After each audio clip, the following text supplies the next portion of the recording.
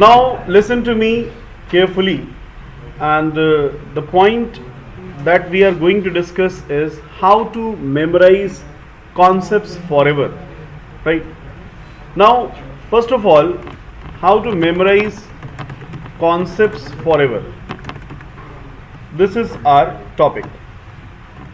Now, first of all, let me tell you, source of information.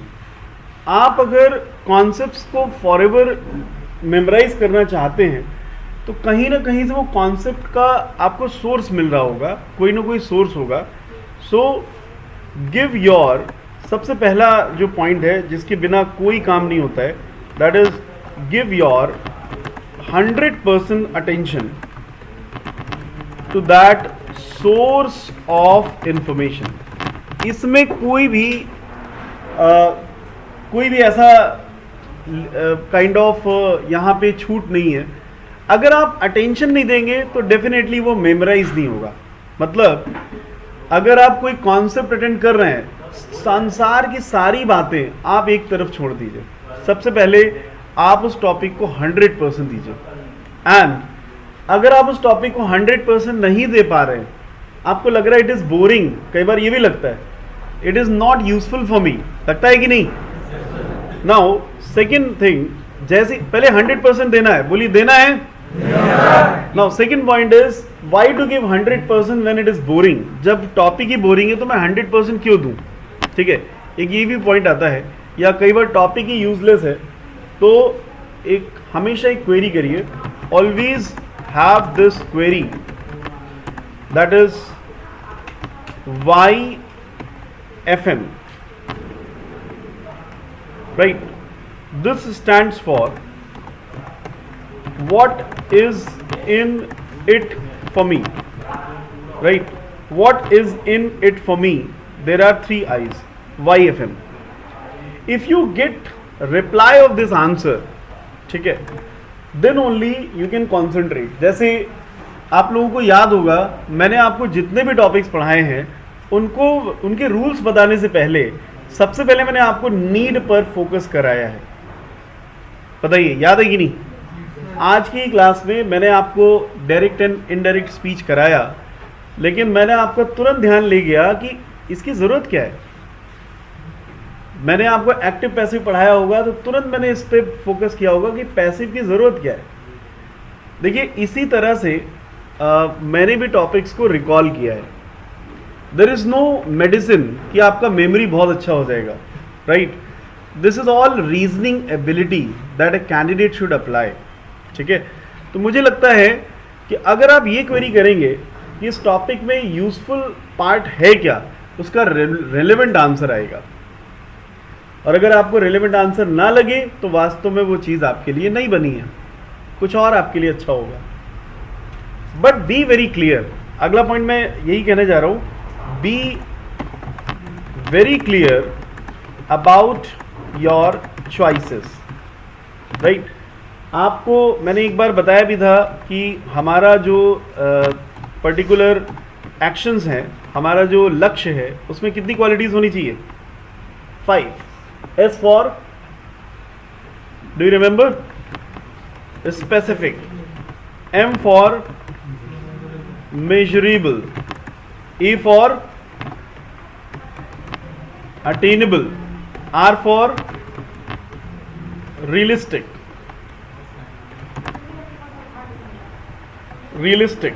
And T for time bound. और ये फंडा यहाँ पे भी अप्लाई होता है, राइट. यहाँ पे ये फंडा ये अप्लाई होता है कि अगर आप किसी टॉपिक को अटेंड कर रहे हैं तो आपका ध्यान स्पेसिफिक हो, टू वे ना हो. अगर आप कोई क्वेरी कर रहे हैं तो आपकी क्वेरी स्पेसिफिक हो. जैसे अभी थोड़ी देर पहले इन्होंने जनरल क्वेरी की थी कि स्पेसिफिक क्वेरी की थी. जनरल. और जनरल क्वेरीज के स्पेसिफिक आंसर नहीं मिलते हैं. स्पेसिफिक आंसर किसके मिलते हैं? स्पेसिफिक क्वेरीज के.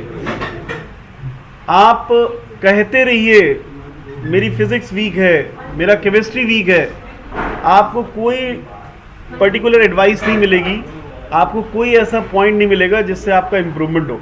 लेकिन जैसे ही आप बोलोगे फिजिक्स का थर्मोडायनेमिक सेक्शन क्वेरी नंबर 5 इसमें मुझे प्रॉब्लम है। रिलेवेंट आंसर आपको गूगल, टीचर कोई ना कोई दे देगा। तो सबसे पहला पॉइंट है कि आपका जो क्राइटेरिया है उसे स्पेसिफिक करिए, चार तरफ दिमाग मत रखिए। आप फिजिक्स भी पढ़ रहे हो, थोड़ा सा आपने मैथ्स का भी क्वेरी ले लिया, इसके बाद लगा कि इंस्टाग्राम भी चेक कर लेता हूँ, फिर आपको याद आया कल मैंने पिक डाली थी, कमेंट्स आए कि नहीं, फिर हल्का सा याद आया कि मैं अपने फ्रेंड्स को फ़ोन कर लेता हूँ। तो इतना सारा अगर आप अपनी मेमोरी में रखेंगे, आपका मेमोरी आपको हेल्प नहीं करेगा। मेमोरी को भी स्पेस चाहिए। जैसे इस लैपटॉप में अगर बहुत सारी फाइल्स हो जाएंगी तो स्पेस की प्रॉब्लम आएगी। और आपकी मेमोरी में दो तरह की स्टोरेज है, एक है रैंडम और एक है परमानेंट। रैंडम स्टोरेज कौन सा है? बहुत से लोगों के चेहरे दिखते हैं इंस्टीट्यूट आते समय, लेकिन क्या वो आपकी मेमोरी में स्टोर होते हैं? लेकिन आपके पेरेंट्स, आपके फ्रेंड्स, उनके फेसेस आपकी मेमोरी में रहते हैं कि नहीं? तो आपका मेमोरी भी ऐसा है जिसे टाइम टू टाइम रिफ्रेशमेंट चाहिए। जैसे आप हॉबीज डेवलप करते हैं, क्यों? जिससे मेमोरी रिफ्रेश हो। और अगर आप पूरे टाइम पढ़ते रहेंगे तो आपका मेमोरी वास्तव में सपोर्टिंग नहीं होगा। आप अपने मेमोरी को स्पेस दें। जैसे recreational activities, songs are really very important.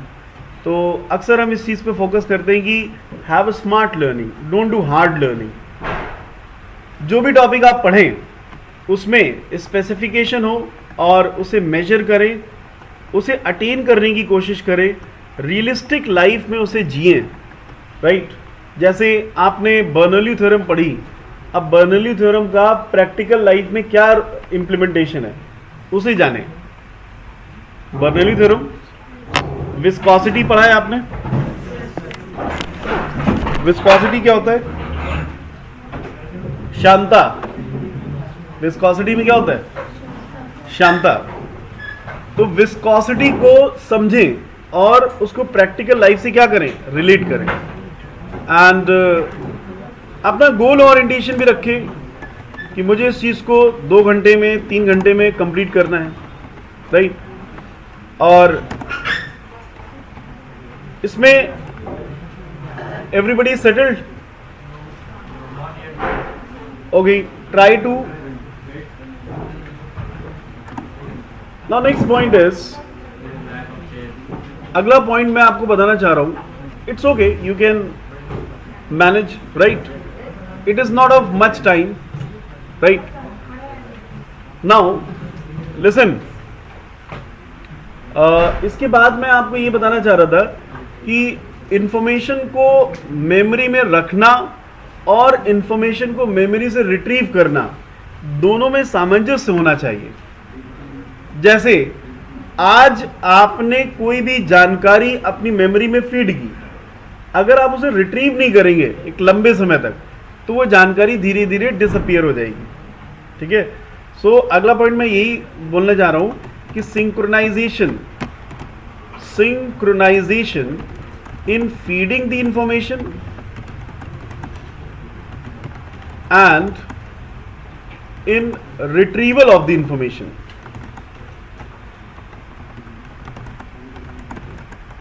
आपका एक सिंक्रोनाइजेशन होना चाहिए इंफॉर्मेशन को मेमोरी में फीड करने का और मेमोरी से इंफॉर्मेशन को क्या करने का? रिट्रीव करने का। मतलब रिवीजन इज वेरी इंपॉर्टेंट। जैसे अगर आप अपना मेमोरी लर्निंग में अच्छा करना चाहते हैं तो डायरी राइटिंग शुरू करिए। At the end of the day आप ज़्यादा नहीं 10 मिनट आपको लगेगा, आज आपने क्या क्या सीखा एक बार आप रिवाइज कर लीजिए, एक बार केवल टॉपिक्स को मेमोराइज कर लीजिए, राइट? जब आप टॉपिक्स को मेमोराइज कर लेंगे तो वो पूरे टॉपिक आपकी मेमोरी में रिफ्रेश हो जाएंगे। एंड अगला पॉइंट मैं बोलना चाहता हूं, give more and more presentations for the productive flow of information। ज़्यादा से ज़्यादा आप प्रेजेंटेशंस दीजिए जिससे कि आपका प्रोडक्टिव फ्लो दिखे। प्रेजेंटेशन का मतलब आपने जो भी टॉपिक सीखा आप अपने किसी फ्रेंड को डिलीवर करें, अपने ब्रदर को डिलीवर करें, राइट। ऐसे डिस्कशंस में पार्टिसिपेट करें जहां पे उस टॉपिक को लेकर के डिस्कशन हो रहा हो। जैसे फिजिक्स तो एक ऐसा सब्जेक्ट है जिसमें बहुत सी चीज़ें प्रैक्टिकल लाइफ से जुड़ी हैं, तो फिजिक्स के टॉपिक्स पे डिस्कशन करें, अपने आइडियाज़ डेवलप करें, ठीक है। Develop your own way of thinking, आप अपना खुद का एक वे डेवलप करें। जैसे आपने जो भी कॉन्सेप्ट पढ़ा है वो आपके लिए कितना यूज़फुल है, आपका उसमें सोचना क्या है, वो आप अपना डेवलप करें एंड इसे शेयर करें। जैसे आप सोशल मीडिया यूज़ करते हैं तो सोशल मीडिया में भी आप अपनी आइडियोलॉजी को शेयर कर सकते हैं उस कॉन्सेप्ट से रिलेटेड। कई लोगों को आपने सुना होगा वो मजाक भी करते हैं तो अपने टेक्निकल टर्म्स में करते हैं, तो ये भी एक आर्ट है टॉपिक से जुड़े रहने का। अक्सर मैथमेटिशियंस या साइंटिस्ट लेवल पे आपने देखा होगा वो अपने जोक्स भी उसी लेवल पे करते हैं, राइट। तो इट इज़ नॉट कि आप उसमें जोक्स करें, लेकिन हाँ कोशिश करें कि कैसे हम उसे शेयर करें जिससे कि उसका अच्छा सा प्रोडक्टिव प्रेजेंटेशन हो, प्रोडक्टिव डिलीवरी हो। नाउ मैं आपको बताना चाहता हूं कि मेमोरी लिंकिंग कितनी इफेक्टिव है। मैंने इसे ऑलरेडी इम्प्लीमेंट किया है और मैंने खुद देखा है कि आप अपनी मेमोरी को जो भी इंस्ट्रक्शंस देते हैं वो आपको फॉरएवर रिकॉल हो जाते हैं। इसे आप एक मेमोरी मैपिंग से भी कर सकते हैं। Do you know what memory mapping is? Memory mapping simple आप एक पेपर लीजिए, एक पेन लीजिए और आप एक मेमोरी चार्ट बना सकते हैं, ठीक है। You can develop memory chart, ठीक है। आप एक मेमोरी चार्ट डेवलप कर सकते हैं। और मेमोरी चार्ट कैसे डेवलप करें उसके लिए मैं आपको बताता हूं। जैसे आपने जो भी टॉपिक सीखा है उसे सेंटर में रखिए। जैसे आपने लेट सपोज आपने फिजिक्स में टॉपिक सीखा है विस्कोसिटी, राइट। नाउ विस्कोसिटी का फॉर्मूला क्या है, ठीक है। विस्कोसिटी के इम्प्लीमेंटेशंस क्या है, राइट। विस्कोसिटी से रिलेटेड उसके न्यूमेरिकल्स क्या हो सकते हैं। अब ये देखिए पूरा मैप बनता चला जा रहा है। तो रिकॉल करने का बेस्ट तरीका है जैसे आप एक पेज लेते हैं और एक डायग्राम ड्रॉ करने लग जाते हैं, राइट। तो वो हैबिट बहुत अच्छी है। Just take pen paper and उस टॉपिक को सेंटर में रख करके उससे रिलेटेड पॉइंट्स को जोड़ते हुए आप पूरे टॉपिक का रिवीजन एक सिंगल पेपर में कर सकते हैं। इसे हम लोग कहते हैं मेमोरी मैप। जैसे आप लोग मैप बना लेते हैं ना कि इस लोकेशन से उस लोकेशन में जाना है, तो वहाँ का पूरा मैप आप एक रफ तैयार कर लेते हैं। तो ये रफ मैप भी आपको बहुत हेल्प करता है। We call it memory mapping. तो टाइम टू टाइम आप टॉपिक्स की मेमोरी मैपिंग करें। तो यही मेरे व्यूज़ हैं और मुझे लगता है यू विल सर्टेनली रिमेंबर, ठीक है। और इस चीज़ को मैंने प्रूव किया है वोकैबुलरी लर्निंग मेथड्स में। जैसे मैं आपको कुछ वर्ड्स आज देने जा रहा हूँ and I am damn sure आज के आज आप वो वर्ड्स हमेशा के लिए याद रखेंगे। Shall I start? Will you listen carefully? Yes, sir. Will you give your 100%? Yes, sir. So do not think anything else. I'm just going to implement this trick with 10 words. Just आपको मैं 10 words देने जा रहा हूँ और आप इस trick का बेनिफिट देखिए, ठीक है। जैसे मैंने आपको वर्ड दिया censure. How many of you know its meaning? Center of attraction. That is cynosure. Can you please spell it? It is already spelled CENSURE. Are you not able to see this? Any usage in sentence? Is this fine? So usage in a sentence. Okay, I'm giving one sentence. All of you guess the meaning. Sentence is, he was censured because his activities were not proper and his activities were questionable, so he was censured for his deeds.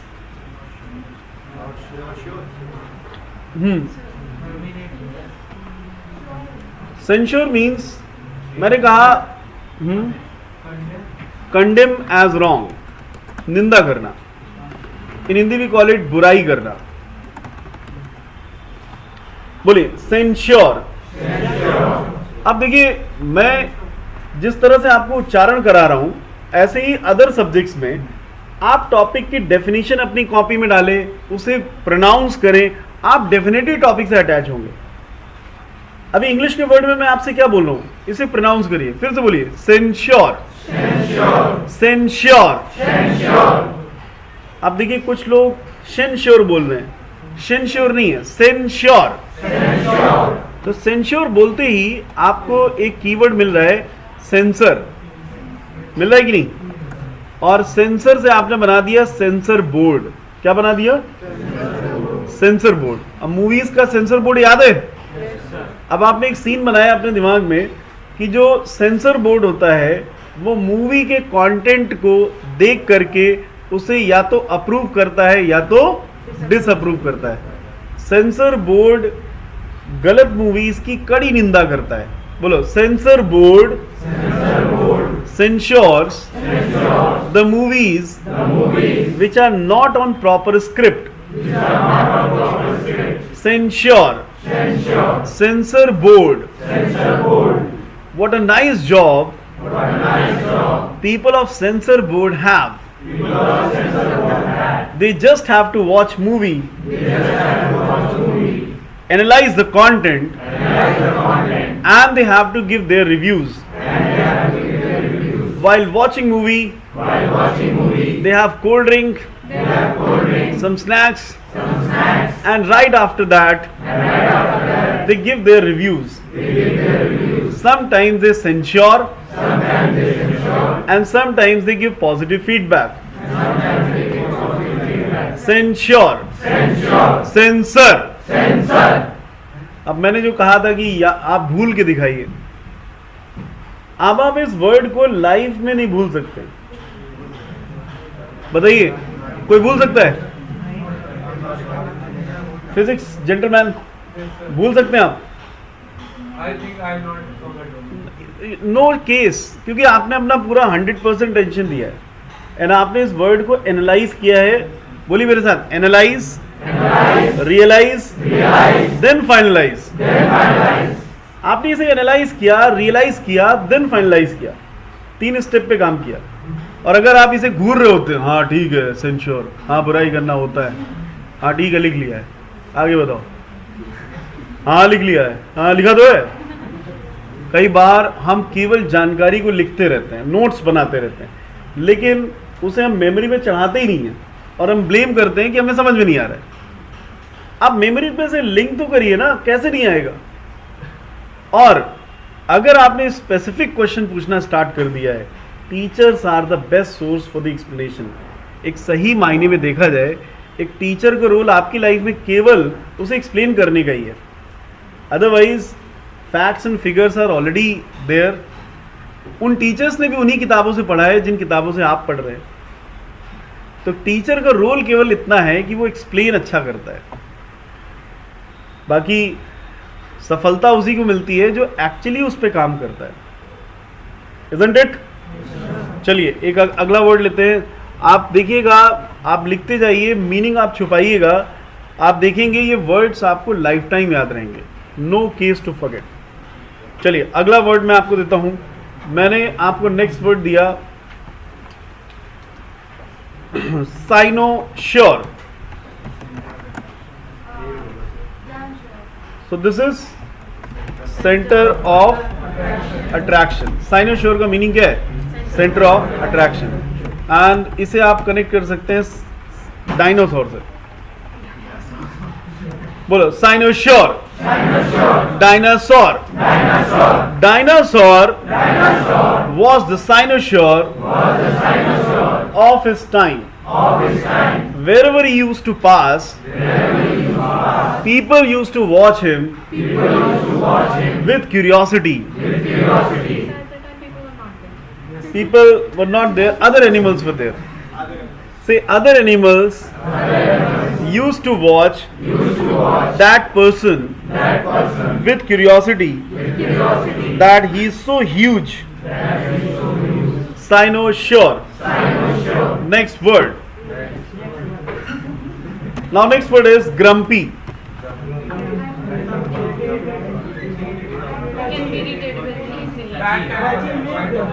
Grumpy is short tempered. Say everyone, grumpy, short tempered, garam. He is a person of garam mizaj. He becomes grumpy in a very short time. Next word. Negative word है जिससे जल्दी गुस्सा आ जाए. और मैंने अपने दिमाग में एक सीन बनाया कि कुछ लोग बहुत गर्म मिजाज के होते हैं, बहुत जल्दी गर्मा जाते हैं. बोलो, ग्रम्पी, गरम मिजाज, veteran, experienced. Veteran means expert, right. And veteran को हम लोग रिलेट कर सकते हैं वेटर से. वेटर, बोलो waiter. Experienced waiters never make any kind of problem. They have maturity. They have politeness. They are the veteran of their field.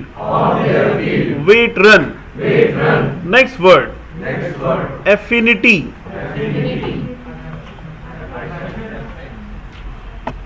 Affinity का मतलब है लगाव. We can call it affection. बोलो, अफाइनाइट, एफिनिटी. वैसे ये word तो common है, most of you will already know this. And इसके बाद नेक्स्ट वर्ड है rudimentary. Say rudimentary. I would like to give you one sentence, all of you guess. Since the age of that child is rudimentary to take such decision, he requires veteran's advice in taking this decision. Congenital, janmajat. Okay, one more sentence I would like to give. In such a complex scene of business, he is rudimentary to take this decision. He should take advice of veterans. So inexperienced कह सकते हैं, premature कह सकते हैं, not fully developed. बोलिए rudimentary. rude. rudimentary को जब भी आप बोलेंगे तो रूढ़िवादी टाइप का याद आ रहा है. बोलिए rudimentary. रूढ़िवादी दिमाग वाले. बहुत डिवेलप्ड अप्रोच के नहीं होते. मॉडर्न एरा में उन्हें सस्टेन करने में बहुत सी प्रॉब्लम्स आती हैं. रूढ़िवादी, मेंटल माइंड वाले, रूढ़िवादी माइंड वाले. Rudimentary. Connected? Now next word is indigenization. Indigenization. You can pronounce indigenization.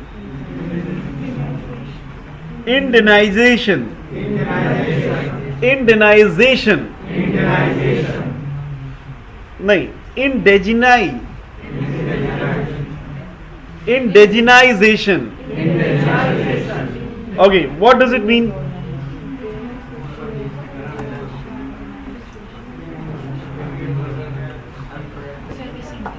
Sentence I am giving, actually computer पे वो Z वाला लेता है, so S की जगह Z कर दीजिए.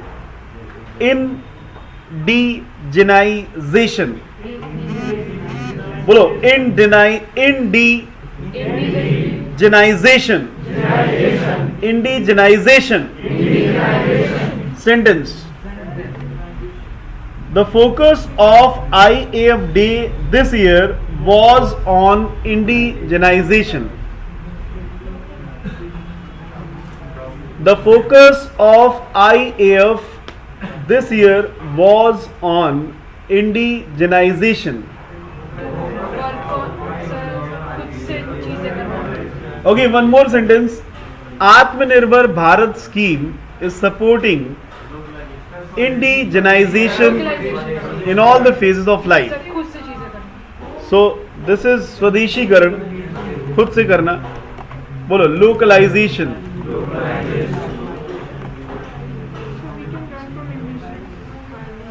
Indigenous you can say. And इस प्रोसेस को इंडिजनाइजेशन कह सकते हैं. और इसको याद करने का बेस्ट तरीका है इंडियन. बोलो Indian gentry is ready for indigenization.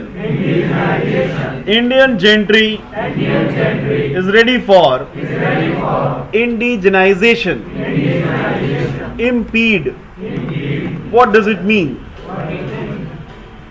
This has come in your exam also. So I am giving a sentence. हाँ सही बताया आपने. टांग अड़ाना. To hinder. बोलो impede. Impede. तो पीड़ से पीड़ा वर्ड आ रहा है. आ रहा है या पीड़ा मतलब पेन.